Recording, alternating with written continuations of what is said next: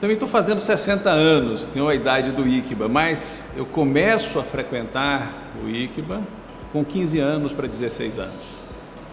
E foi uma experiência marcante. Eu lembrei agora de uma história pequena de Jorge Luiz Borges, ele cego, visita o Saara, apanha um punhado de areia e desloca e diz: eu modifiquei o deserto. É claro que esse exagero borgiano, né, nem se compara com aquilo que o ICBA fez comigo. Ele transformou o deserto completamente. O ICBA, e eu vou falar de duas vertentes importantes na minha vida. Eu chego a Salvador vindo de Cachoeira, uma cidade provinciana, uma cidade relativamente acanhada, embora seja e continue a ser o centro do mundo, né, porque é uma cidade muito importante para a história da Bahia e na minha vida, claro. Então, para nós é o centro do universo sempre. Mas essa cidade provinciana me deixou em Salvador, onde eu nasci de novo, ou seja, eu passo a viver uma experiência mais cosmopolita. E um dos focos dessa experiência cosmopolita podia ser dada pelo ICBA. Então eu chego aqui em 76, 77, ainda a gestão de Roland Schaffner, e o ICBA era o lugar onde, em meio à ditadura, em meio a todo um processo de repressão, à censura, nós podíamos presenciar leituras de peças. Eu lembro até hoje uma leitura de uma peça de Brecht.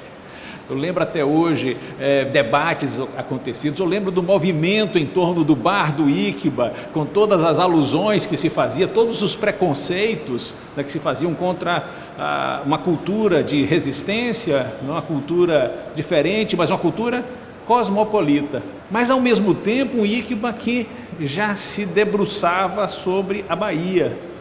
Esse era um traço interessante. Eu me senti acolhido também nesse aspecto, ou seja, o ICBA naquele instante não era uma missão colonialista simplesmente porque, embora representasse, esse é um dos lados, essa é uma das vertentes, embora representasse uma cultura europeia e alemã, com seus cursos de língua, com sua biblioteca mais germânica, ao mesmo tempo acolhia espaços e diálogos, né, que tinham sensibilidade à cor local, tinham sensibilidade clara para aquilo que se fazia na Bahia. Então essa foi a primeira experiência de acolhimento, ou seja, eu fui acolhido sendo um baiano, mas ao mesmo tempo exposto a um tipo de debate, a um tipo de reflexão, a circulação de ideias, de pessoas, de corpos, né, que o ICBA possibilitava. Naquele momento, o ICBA cumpria o papel um pouco de uma universidade. A universidade estava mais recolhida, a universidade estava mais censurada e as pontes que se estabeleciam entre a universidade e o ICBA exatamente favoreciam manifestações artísticas, teatrais, pictóricas diversas. Eu lembro de trabalhos de serigrafia sendo feitos aqui no ICBA naquele momento. Então, eram, nesse sentido, disruptivas essas manifestações, mas disruptivas pela possibilidade de construírem um tecido novo. E isso foi fundamental para a minha vida. Em certa medida, eu saio dessa cidade interiorana e me transformo, me torno aí, nesse momento, um militante político, né? Então, um militante, naquele momento, na luta contra a ditadura, jovem, secundarista, né? Mas já na luta contra a ditadura, e logo depois na universidade também ainda continua uma certa militância. Então essa foi a primeira transformação que o ICBA permitiu. Há uma outra transformação. Passado esse tempo inicial, já perto de findar a ditadura militar, eu não deixei de estar frequentando o ICBA sempre, mas passei a ser aluno do curso de línguas. Então eu aqui tive uma formação, eu me dediquei bastante porque, curiosamente, eu comecei a me interessar pelo esse lado do ICBA, o lado de um lugar de cultura alemã e da língua alemã, por conta de algo que o próprio ICBA me deu. Foi aqui no ICBA que eu me despertei para a filosofia, vendo debates de filosofia aqui presentes. Foi aqui no ICBA que eu conheci meu orientador de mestrado, Birajara Rebouças, que foi fundamental para eu sair de economia para a filosofia. E foi aqui no ICBA que eu encontrei uma literatura que me permitiu ler aquele que se tornou depois o objeto da minha tese de doutorado, Wittgenstein, né? Então veja essa transição. O ICBA foi um espaço de acolhimento, de formação do militante político, mas também do profissional da filosofia, entre essa outra fase. Foi aqui que eu fui aluno daquela que foi talvez a minha melhor professora em todos os aspectos, não só de alemão, mas foi a minha melhor professora de todos os professores que eu jamais tive, Ilona Jacobs. Eu gostaria de mencionar o nome de Ilona porque foi uma alegria enorme ver a competência de Ilona, que me fez ser um aluno dedicado. Eu ganhei a bolsa para estudar então em Bremen. Eu estudei em Bremen em janeiro e fevereiro, um pouquinho talvez mais, não lembro agora, em 1986. E essa nova modificação no deserto, propiciada pelo ICBA, me trouxe uma outra experiência. A experiência do leitor mais profissional de filosofia, capaz de ter acesso ao texto em alemão. Isso foi uma porta fundamental para o meu doutorado. Eu fiz um doutorado sobre a obra de Wittgenstein, e é interessante, sem o ICBA eu não teria conseguido fazer o que fiz, ler diretamente os manuscritos de Wittgenstein, porque nós tínhamos essas edições fotocopiadas, a obra completa fotocopiada de Wittgenstein, ou seja, parte deles datilografada, parte deles manuscrita, e essa obra eu pude acessar na Unicamp, né? E foi tão importante ler o manuscrito de Wittgenstein que eu até já lia melhor a letra de Wittgenstein do que minha própria letra, né? E essa experiência me levou a restabelecer um texto importante de Wittgenstein, as anotações sobre as cores. Percebi pelo contato direto ali com os manuscritos que ela estava mal editada, essa obra. Eu reeditei, acrescentei variantes e traduzi para o português. Então foi uma experiência extremamente importante para mim, essa segunda versão, né? Ou seja, de um lado militante, ou seja, aquela pessoa que se torna uma pessoa que eu poderia classificar como ligada ao pensamento crítico, progressista. Isso é muito importante numa sociedade autoritária e conservadora como a sociedade brasileira, em particular a sociedade baiana. Então isso desenhou um perfil de personalidade, mas também abriu portas para esse outro lado. E aqui com isso eu acho que eu estou flagrando duas tendências um pouco do ICBA, né? O ICBA era, por um lado, um território alemão na Bahia, mas por outro lado também era um território da Bahia na Alemanha. E essa duplicidade que às vezes se manifestava em visões distintas sobre o projeto cultural e a própria dimensão institucional, a própria importância do ICBA, que se confrontavam às vezes essas visões, certamente podem dar, essas visões em conflito mesmo, dão resultados alguns inesperados. Houve um momento que eu considero um momento singular, né, não só pela personalidade do Schaff, né, a sua sensibilidade à cultura baiana, a sua ação de abrir esse espaço como espaço para intelectuais, artistas, para realizações teatrais aqui e fora daqui do espaço do ICBA, Teatro Vila Velha e assim por diante. Certamente esse foi um momento único, singular. Outras direções vieram, algumas tolheram mais esse aspecto, algumas pareceram, a meu ver, né, enfatizar outras linhas de atuação, mas isso, em certa medida, não tirou o perfil do ICBA, porque também o Brasil mudou. Ou seja, você não tinha mais esse espaço libertário, mas os outros espaços cresceram mais em sua atuação. Por exemplo, os espaços da própria universidade.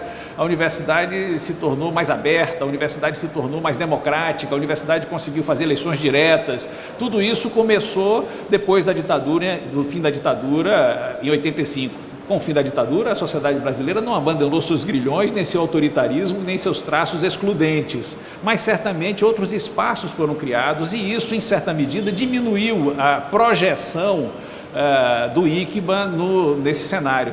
Ele estava sozinho, digamos assim, o ICBA estava sozinho como um lugar, uma clareira, né, que permitia realizar vários eventos. As outras instâncias, universidades novas foram criadas, universidades se constituíram e certamente com isso outros fóruns se estabeleceram para esse diálogo. É importante destacar ao longo do tempo parcerias na área da cultura, continuaram a acontecer. Eu olho um pouco, talvez pelo meu caso pessoal, as pessoas parecem que saíram da vida pública e foram cuidar da sua profissão, do seu trabalho, não estavam mais demandados à resistência. Agora nós voltamos a estar demandados, ou seja, estamos vivendo um momento agudo no nosso país de autoritarismo, de ameaça à democracia, e não por acaso as pessoas retornam a essas manifestações culturais. A pandemia evitou um pouco essa efervescência, esse retorno dessa efervescência, mas eu creio que esse é um traço necessário que deve aflorar, né? Isso talvez explique um pouco essa diminuição da efervescência. Veja, eu pude ver Gilberto Gil cantando aqui, mas depois ele não tem mais tempo na sua carreira para estar cantando nesses espaços. Ele cuidou da sua vida, ele cuidou da sua trajetória, e assim vários outros artistas, né, que deixaram de se apresentar nesses espaços e procuraram realizações profissionais mais consolidadas. Mas sua percepção mereceria uma análise. Então, por exemplo, você tem um registro da avant-garde na UFBA, a importância daquele movimento a partir de Edgar Santos, e como ele conseguiu galvanizar depois, porque ele falece ali em 62, 64, não lembro agora, Edgar Santos deixa um legado de manifestações culturais diversas. É verdade, né? Mas depois você percebe que a universidade ganha fôlego por outros caminhos, né? Por exemplo, pela expansão, o número de cursos, de alunos, a inclusão por cotas, ações afirmativas, é outra perspectiva que faz com que a importância da universidade se transforme, né, em outro caminho.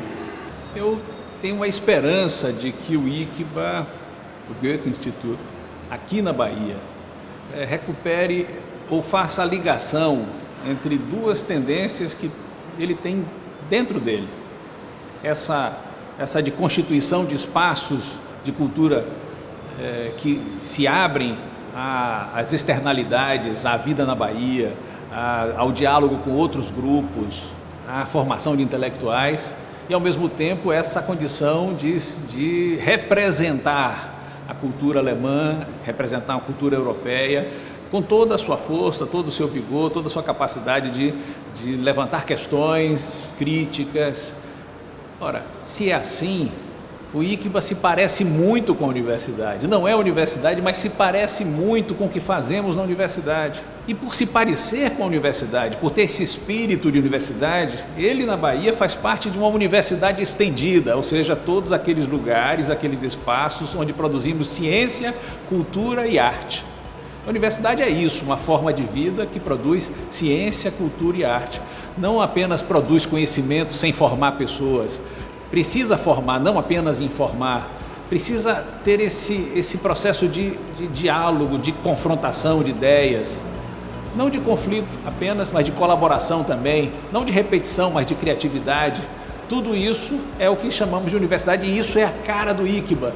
Então o ICBA precisava, talvez, nesses próximos 60 anos, ajudar a universidade e ser ajudado por ela.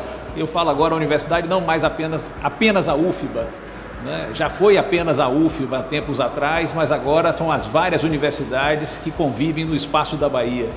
Eu acho que o ICBA pode ter um novo fôlego, uma nova perspectiva, se tecer projetos comuns, se abrir para projetos comuns, ocupando espaços na UFBA, na UNEB, na UFRB, que está aqui perto, em volta, em outras unidades universitárias que tenham esse interesse, mas ao mesmo tempo se continuar a ser o que é, ou seja, um lugar de encontro.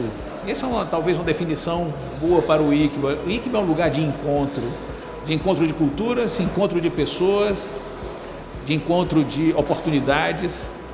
Talvez assim os próximos 60 anos, né, sejam ainda mais ricos do que nós tivemos até agora.